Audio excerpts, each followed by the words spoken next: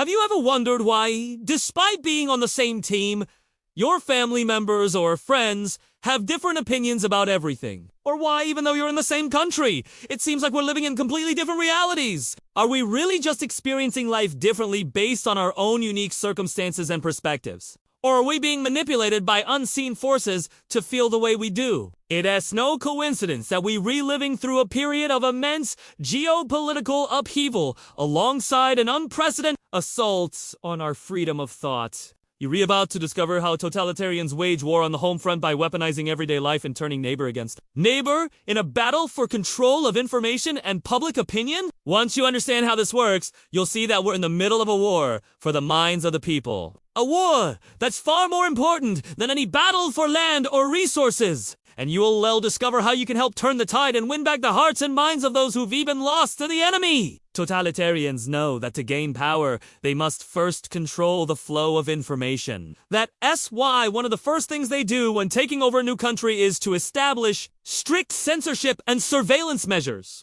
But you might be surprised to learn that it's not enough for totalitarians to simply block access to information. In fact, they need the public to actively participate in the suppression of dissenting opinions and information. That's why they wage war on the home front.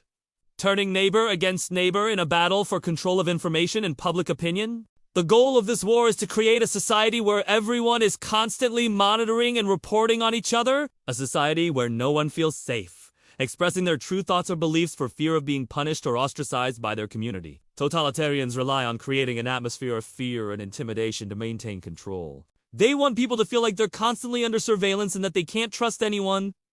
But there's hope.